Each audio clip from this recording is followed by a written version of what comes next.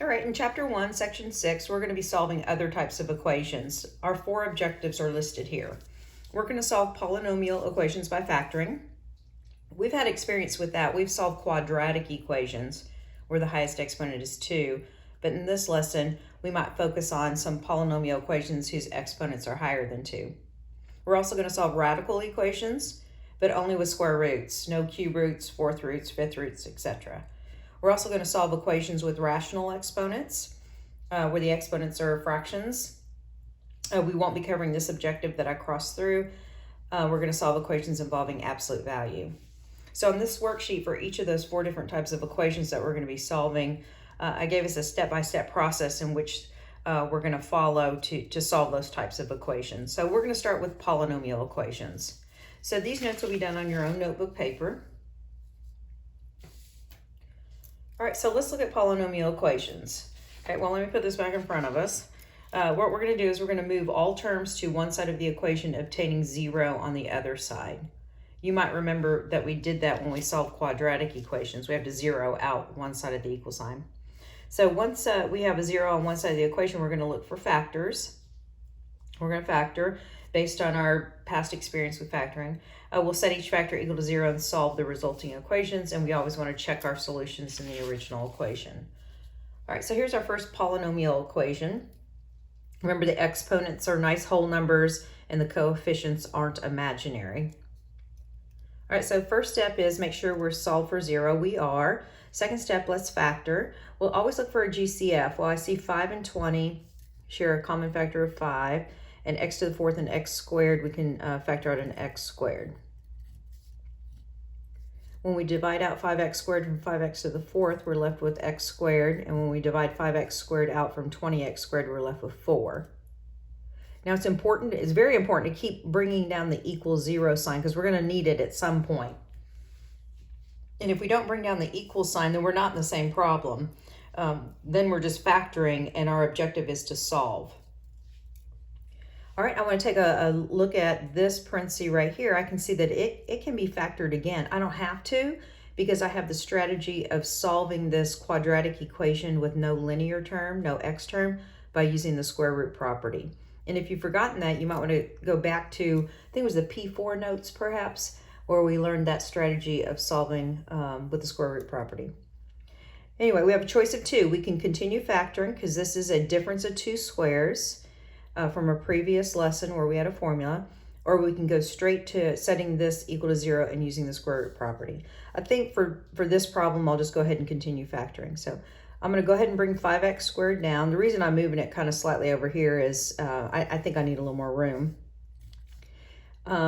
So I might want to think about that. What do I square to get x squared? Well, that's x, so that's going to be designated our uppercase A. What do I square to get 4? Well, that's 2, so that's our B. And when we had a difference of 2 squares, we made it a plus b and a minus b. All right, I'm completely factored. Now what I want to do is I want to observe that 5x squared can be thought of as one factor, x plus 2 can be thought of a second factor, and x minus 2 can be thought of a third factor.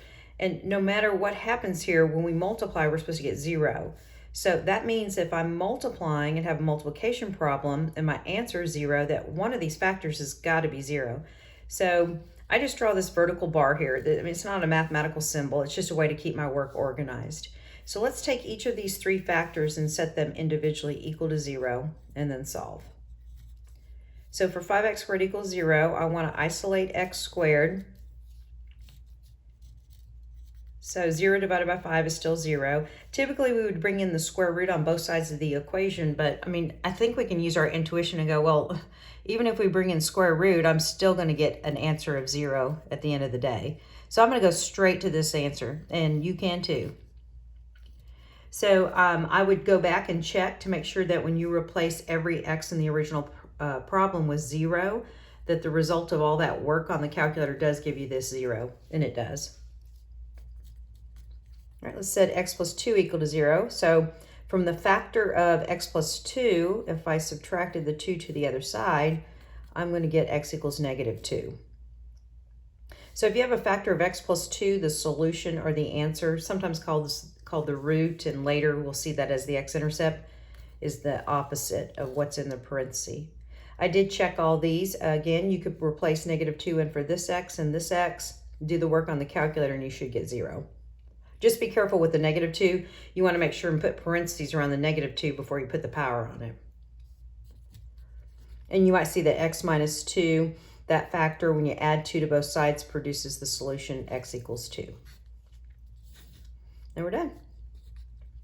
And just for good measure, let's just look at another problem. The arrangement of the terms is a little weird, so I thought I'd go through it with you just so you don't think, you know, it's like really different. It's just a little weird. All right, we've got a polynomial equation. We want to solve it. Is it set equal to 0? Yes, it is. Let's try and factor. I'm looking for a common factor. It looks like 3 will divide into both these coefficients, as will x squared. So let's pull the 3x squared out front, divide 3x squared back into each term, and that should result in this binomial. Again, don't forget the equal 0, otherwise we're not in the same problem. Okay, I can continue to factor. This is another difference of 2 squares. Remember, we can square 10 to get 100, and we can square x to get x squared. So 3x squared. This will factor into a plus b, a minus, I don't want to write a. 10 plus x and 10 minus x. Again, I could have used the square root property from a previous lesson to solve this without having to factor. I would have gotten the same answers. It doesn't matter. 6 of one, half dozen of another. All right, so similar to the previous problem, I'm going to draw these vertical bars here. I mean, by inspection, we can look at this and go, the only number x can be in this problem is going to be 0, but and that's fine if you did that, but I'm going to at least go through this step where I divide the 3 out. So x squared equals 0. I could bring in the square root, take out an absolute value, but at the end of the day, my answer is just going to be 0. All right, 10 plus x equals 0. I'll subtract the 10 to both sides. So x is -10. So if we've got this factor, ooh, that's ugly, of 10 plus x, then the 0 or the answer will be -10. Okay, over here, we're probably going to get +10. All right, in this problem, you could subtract the 10 to the other side and divide out a -1, but I would probably add this x to the other side. I don't like the fact that it's negative and I need a positive x, so it really doesn't matter. 10 equals x. And that's fine, but usually common practice, we just put the x label first, x equals 10. I have checked all these solutions, those 3, and they all do work in the original problem. Let's continue solving polynomial equations. Let's look at a different situation you might encounter.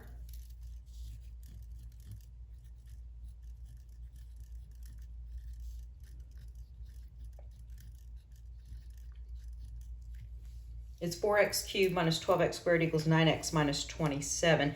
This is a polynomial equation. Remember that exponents are whole numbers and the coefficients on the terms are real numbers.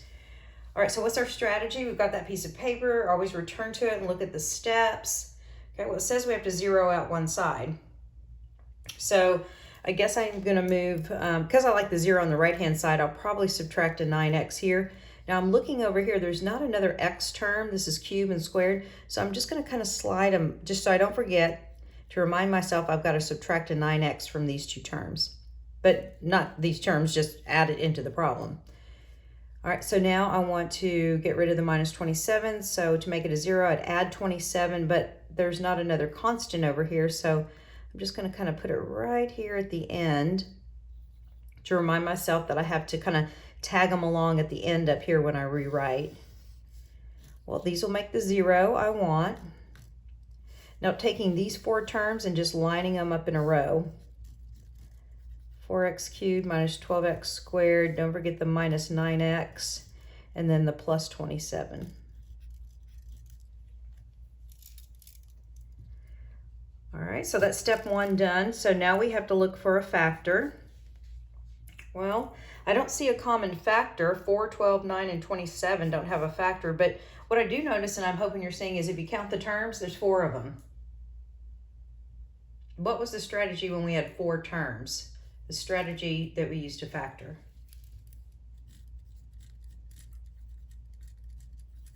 Hoping you remembered as a grouping.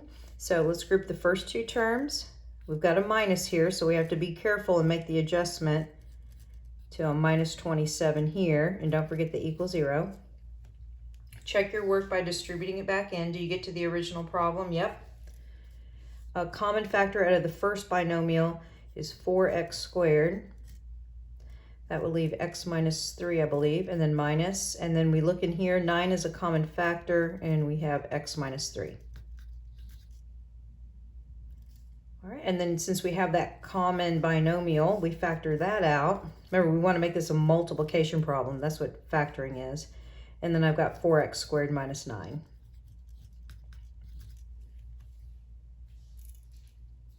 All right, let's persevere through this.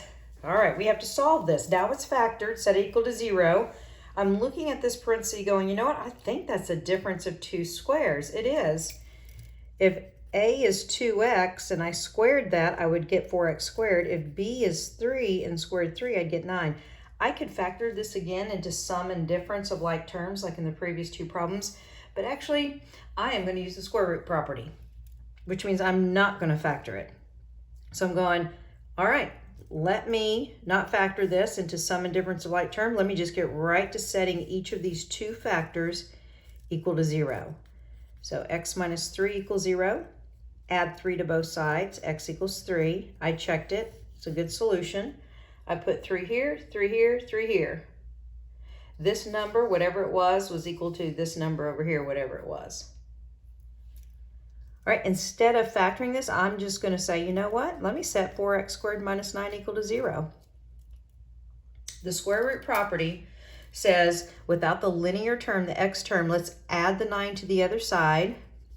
So I'll add 9, add 9. Let's isolate the square root, which just, isolate the x squared. So that means we got to divide this 4 out. This pesky 4 is in the way. So we end up with x squared equals the fraction 9/4. I don't like that it's a fraction, but it is a fraction. It doesn't, if you do it on a calculator, it's not a nice little number, but that's okay. We'll work with it. I wouldn't change it to a decimal. I would leave it just as is. All right, so now what do? We bring in the square root.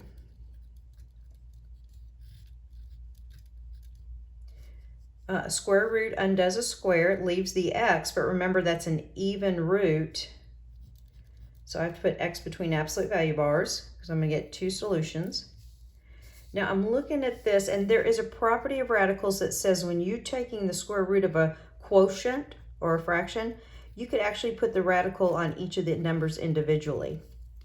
And I like that because I can see that square root of 9 would simplify to 3 and square root of 4 would simplify to 2. Now, if this didn't happen to simplify to this nice number, that's okay. You just bring this down. Remove the absolute value, and you have 2 solutions, the positive and the negative. So I'm going to write them out separately with the negative solution first and the positive solution second. I did check these fractions. Believe me, it was a beating. I put in positive 3/2 here and all these x locations, and it did work out. And same thing with the other one. All right, and just by coincidence, notice that we've had 3 solutions in all 3 of the problems we've done. Does that mean that every time we solve a polynomial equation, we're going to get 3 solutions? No. More about that in chapter 3. Just kind of a coincidence.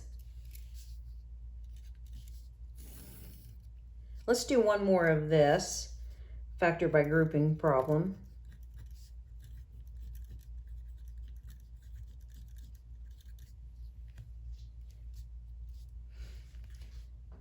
Polynomial equation, they want me to solve it. What do? Set it equal to 0.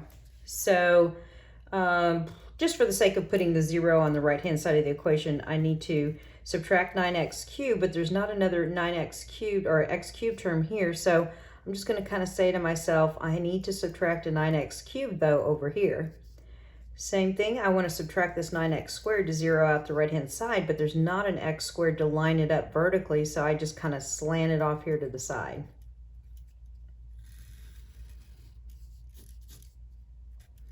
So we get that nice 0 on the right-hand side of the equation. Now, I have to take all 4 of these terms and line them up in a row. And I'll just go ahead and put x plus 1 first. Really doesn't matter the arrangement. It's just what I do. All right, 4 terms. So we're in a group. But when we're right here, remember, we have to adjust this current sign to its opposite. So we make that a plus, and x squared. And remember, don't forget the equal 0, because otherwise we're not in the same problem. You're factoring and I'm solving. Or in this case, if I forgot the equal 0, I'm factoring. But we're supposed to be solving. All right, what's the common factor here? Well, there's not one other than 1. So we'll just pull the 1 up front because we'll need that in a minute. Within here, I see a common factor of 9x squared. So I'll pull that out. And when I pull 9x squared out here, I'm left with x plus 1. Okay, I can proceed. I don't have to go back and look for any mistakes because I have the same parentheses here. Let's take out that common parenthesis, x plus 1, that common factor, times 1 minus 9x squared. So now I have this multiplication problem, which means I've factored. Okay, I'm inspecting this. Can I do more work here to factor, or can I get straight to solving this equation and using the square root property like I did over here? It's really up to you. I think just for the sake of mixing it up, I'll say let's go ahead and practice doing the difference of 2 squares, sum and difference of the difference of 2 squares, factoring it into the sum and difference of like terms. So what do we square to get 1? 1. What do we square to get 9x squared? Well, it looks like that would have to be 3x. So I'm just going to kind of move this over here to the left to give me more room. So this is a difference of 2 squares. It'll factor into 1 plus 3x and 1 minus 3x. Again, you don't have to do this factoring. I didn't do it over here. I just used the square root property, and you can do the same thing here. Your choice. Okay, now I've completely factored, so I'm going to set each factor equal to 0. So if we have a factor of x plus 1, if you subtract the 1, you're going to get a solution of negative 1.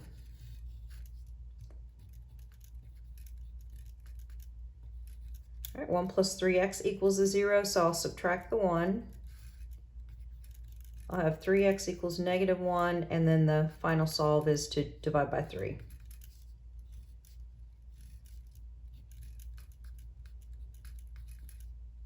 It just seems kind of unrealistic that negative 1/3, when replaced back into this x, this one, and this one, would make you have the same answer on both sides, but it does.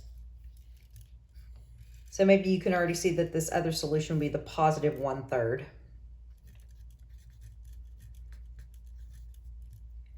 You could either add the 3x to the other side to make it positive, to make the x term positive, or if you just want to solve the way you see it, subtract a 1 to both sides.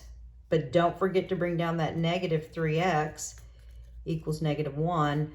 Now divide by negative 3, divide this side by negative 3, and then a negative divided by a negative would give the positive 1/3. When you inspect and know that based on what you had up here, the math should suggest that you're going to have a positive and a negative solution. If you're not getting opposite solutions, then you probably just made a sign mistake in your problem. All right, let's kind of change gears. Let's solve another problem. All right, still solving polynomial equations. So I've got 3x squared minus x equals 2. It's polynomial. Let's subtract the 2 to the other side, and there's not a constant to line negative 2 up underneath. So I'll just kind of set it out here to the side. So now I need to take all 3 of these terms and put them in a row. But that cancels to 0. All right, count your terms. There's not 4. It's not grouping. Well, kind of, but not to get us started. Okay, this is a quadratic trinomial from our previous lesson. A is greater than 1. So we've got to do a factor sum chart. So I think I'll put the factor sum chart over here because I have limited room. So in this quadratic trinomial, a is 3, b is -1, and c is -2. So the factors of -6, a times c, that sum to -1, or b. This should be an easy chart to fill out. So we've got 1 and 6 and 2 and 3. Well, the product has to be negative and the sum has to be negative. So the bigger number should be the negative. So let's go back and add. So that would give us -5, not what we want. That sum is -1, definitely what we want. So for a quadratic trinomial with a greater than 1, we kept the first and last terms. We kept the 3x squared and the -2, but we broke up this linear term into terms having these linear terms having these coefficients. I'm going to put the -3x in front of the 2x. And then go back to the original problem. Don't forget the -2. All right, and then we're just going to factor by grouping. If you're comfortable with where we're at, you just want to attempt these problems on your own, I encourage you to shut the video off, you try them, come back, kind of fast forward to the point where you see the answer to check your work.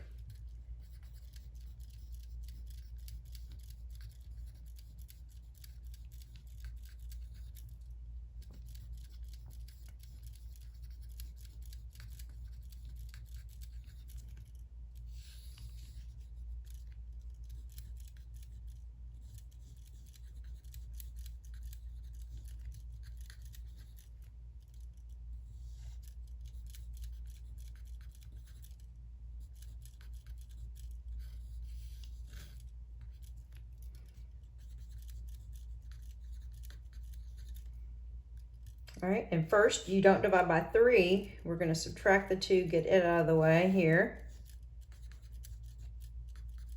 And then we divide by 3.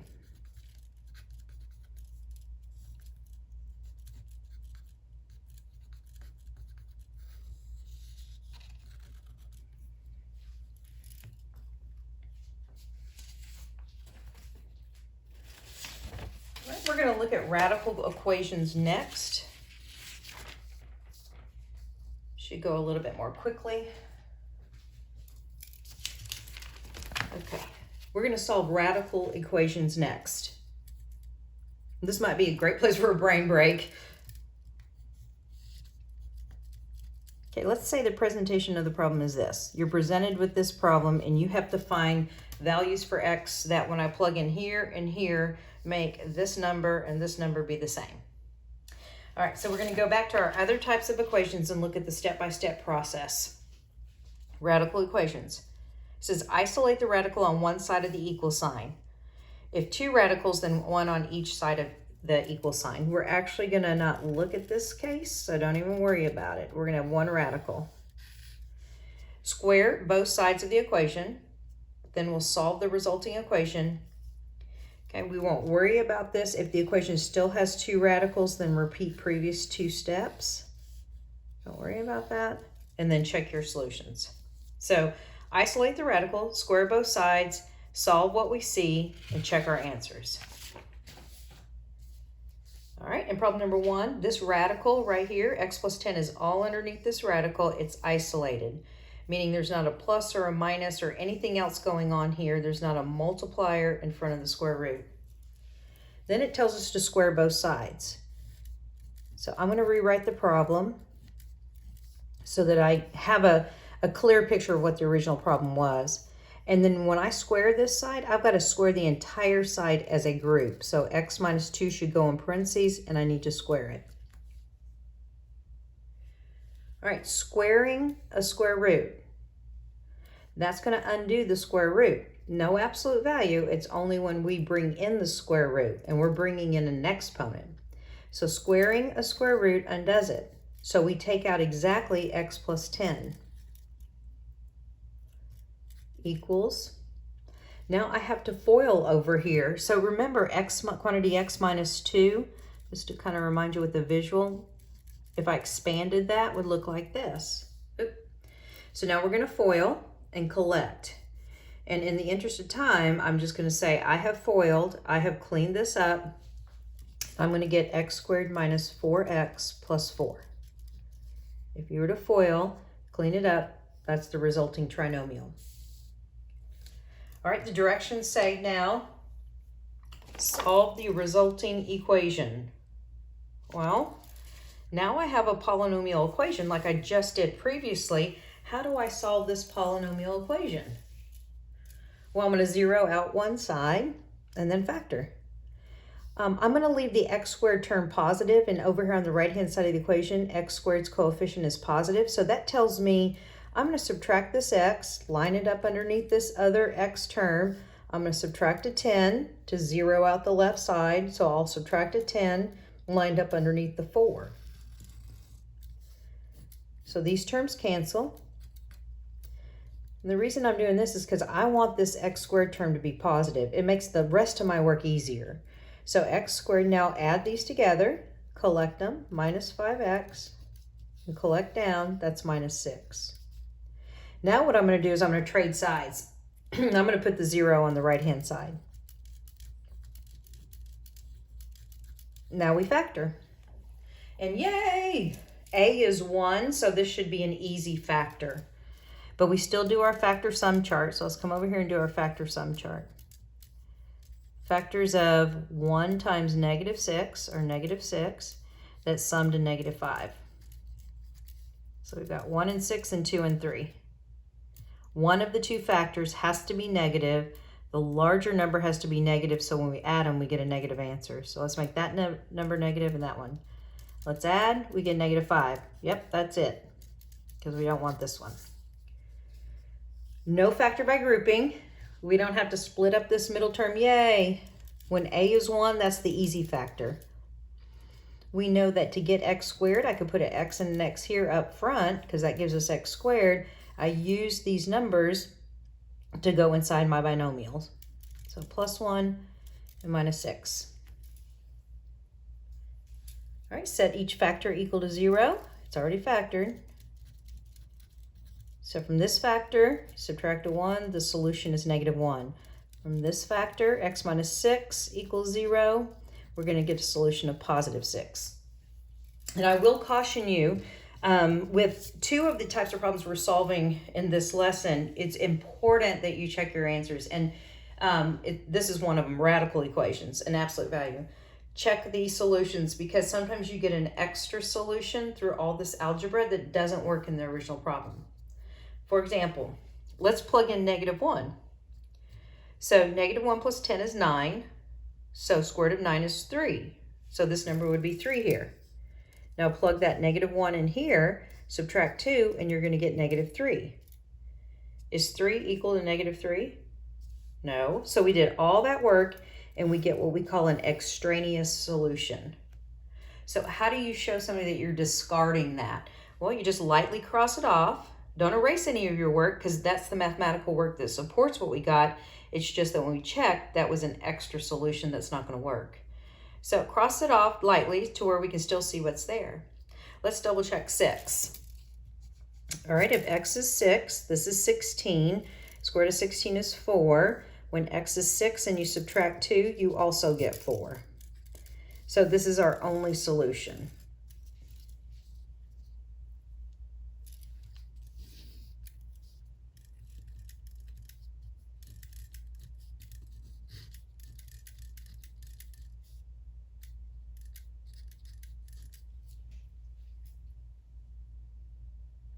All right, let's solve this equation. It's a radical equation. We need to isolate the radical.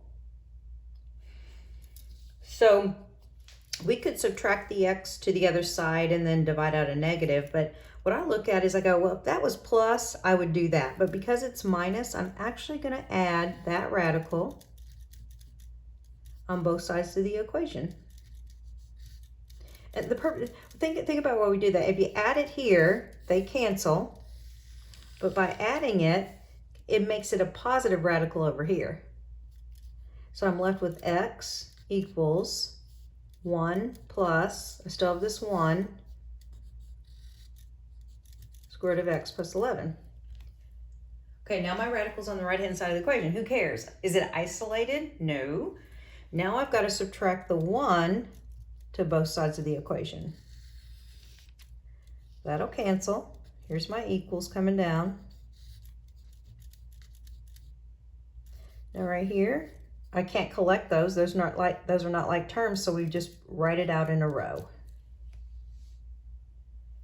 All right, now in the process of solving, I've isolated the radical. It wasn't by itself on one side of the equation, so I've isolated it with the correct math. Now I have to square both sides. So, and take the entire quantity and square it, not individually, the entire group. Squaring a square root allows you to bring out the x plus 11. No absolute value, that's just when we bring in a square root, not a power.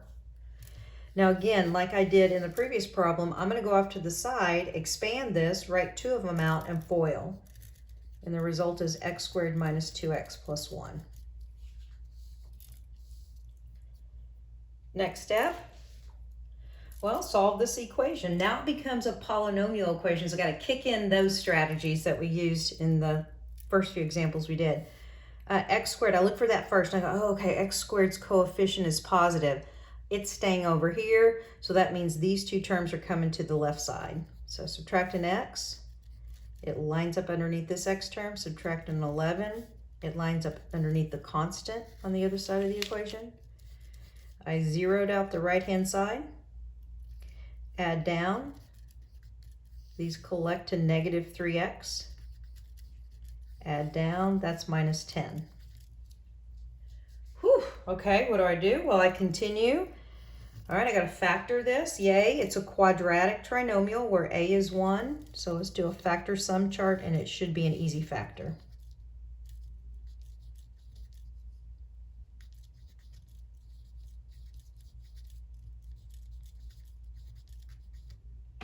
All right, one of the two of the factors has to be negative to get negative 10, and it has to be the larger one, so when you sum, you get a negative number. So I'm gonna do this. That sum is negative 9, this sum is negative 3, so. Okay, we go no factor by grouping, yay. X and X, we slip in plus 2, we slip in minus 5. Okay, solving now, set each factor equal to 0. So subtracted 2 to both sides. So x equals negative 2. Don't box it yet, we have to check it. Add a 5 to both sides. So x equals 5. Go to the original problem. Let's plug in negative 2. Oh, I wish I wouldn't have done that. So we've got negative 2 here, minus. If this is negative 2, added to 11 is 9, square root of 9 is 3. So negative 2 minus 3 is negative 5, and that is not what's over here. So this is an extraneous one. And it's almost looking like the negative ones are extraneous, but that's not always the case. Now let's plug in 5. This is 5, and I plug 5 in here. That's 16. Square root of 16 is 4, so 5 minus 4 is 1. So that's the solution.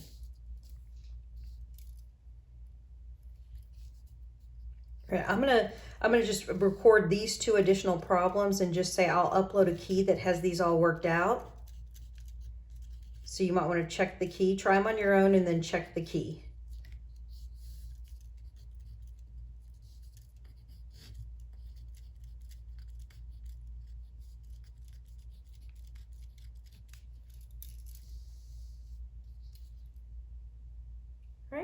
All right, we'll continue in the next video completing the last two types of equations that we need to solve.